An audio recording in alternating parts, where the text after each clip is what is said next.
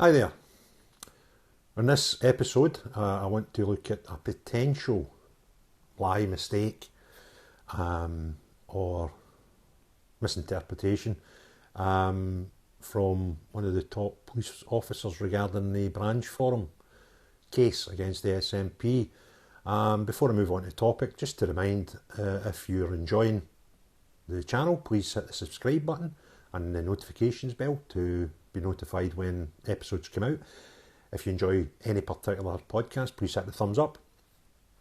And please feel free to send messages in the comments below and get involved in the community. So to go on to the theory or the thought or the fear that I have after having a look through yesterday's news articles late on last night.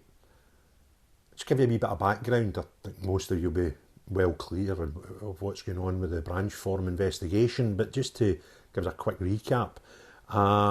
Back in 2019, after the election, the SNP started a second fundraiser for independence referendum fundraising. They previously raised about £500,000 the year previously from memory, and they started a website, yes.scot, to raise money ring-fenced purely for a second referendum, and the fund totalled £667,000, and the party's membership peaked thereafter at 126,000. So fast forward to March 2021, and 3 officials resigned from the party's Finance and Audit Committee after being denied access and sight of the accounts.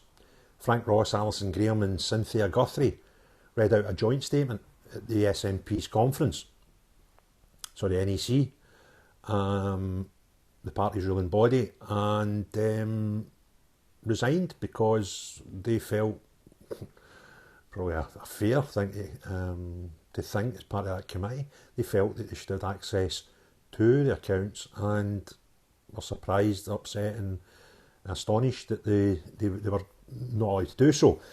Then we had the Sean Clerkin character, who's a independence activist, best known for his Scottish Resistance, which I think was him and his pal in 2 t-shirts that he used to turn up at every event, every photo opportunity, demanding independence for Scotland. Some strange characters. However, Sean made a formal complaint to the Police Scotland. This is in March 2021, and that led on to the investigation we now know as Branchform, which saw him called a traitor in his from his own followers, which was a bit bizarre. However, fast forward May 21, Douglas Chapman resigned as the party treasurer. His quote: "Despite having a resounding mandate from members to introduce more transparency into the party's finance, I have not received the support or financial information required to do the job." Strange, eh? This is the party's treasurer resigning 2.5 years ago.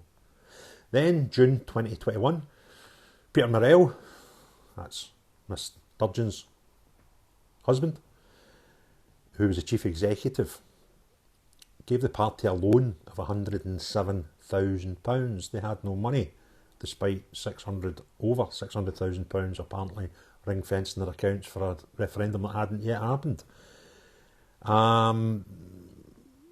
They paid back some of that money, about half of it, October 2021, but the details of the loan were not made public until December 2022, and that was after the cut-off date for it to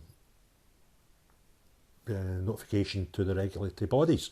So they hadn't bothered telling anybody about this loan, which goes against regulations, until it became apparent that the information might be leaked, and then they then notified the regulatory body of this loan from their chief executive because they had no money. Fast forward to July 21, Police Scotland then launched the Operation Branchform to investigate how more than £660,000 had disappeared from their bank accounts. August 2021, the new SNP Treasurer Colin Beattie admits there have been concerns about transparency over independence-related appeals. In a section of the party's annual accounts, the MSP discussed money raised by independence fundraisers in 2017. Beattie said that the $666,000 had been raised and confirmed by the end of 2021, with a total of $51,000 expenditure applied to this income. So even with money that it's spent from a fund that they shouldn't have spent anything from, there's still over £600,000 missing, which is bizarre. Then we fast forward to September 22, September last year. Johnson Carmichael, the accounting firm, which would be the auditors, decided that they couldn't be the auditors anymore, and they struggled to find a replacement. They eventually, despite I think 2,500 audit companies in Scotland, ended up with an auditor in Manchester who put some further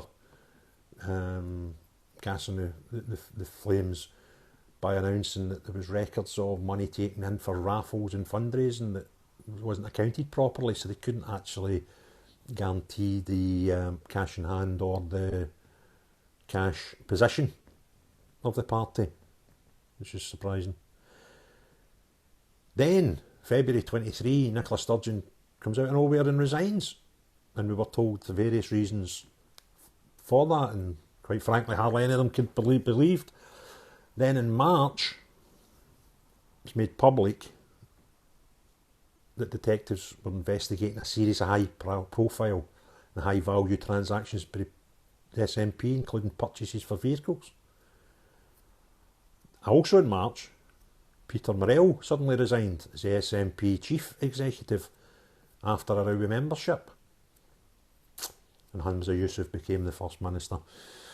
Then on to April, Morrell was arrested first, then Nicola Sturgeon and Beattie, all arrested, released without charge pending investigation. And that brings me up to my concern today. There was recent concerns about the delay in the investigation and information becoming public, and a few newspaper outlets touched on that yesterday. But the one that caught my imagination was the Herald. And as part of their report on the current situation, they referred back to a statement made in July by the then Chief Constable Sir Ian Livingston, one of the last interviews he'd done before he retired. And he said, quote, to the BBC apparently in July of this year, "Investigations into finances of an organisation, the finances of an individual, are often complex. Investigations around fraud or investigations around potential embezzlement or investigations around the misuse of funds take time. You need to go and obtain information from banks and other financial institutions. We can't do that automatically." Now, you think this one through carefully. This is a quote in July by the then Chief Constable of Police Scotland. The arrests had happened months before. And the suggestion here been made by Sir Ian Livingston is that the current delay, is caused by trying to obtain information from banks and other financial institutions. What actually happens is the investigators have to obtain warrants, just like they would have to obtain a warrant to go into your house to retrieve information. They have to obtain a warrant to get information from your bank. Now, I have got a lot of knowledge from a previous similar investigation, not that I was involved in, I was just a very, very interested party in. The way it actually works is you don't put the cart before the horse. You do the bank investigation and wants before you do the ones where you go through people's doors. That's simple common sense, because if there was anything they were to get wind of because their bank accounts, get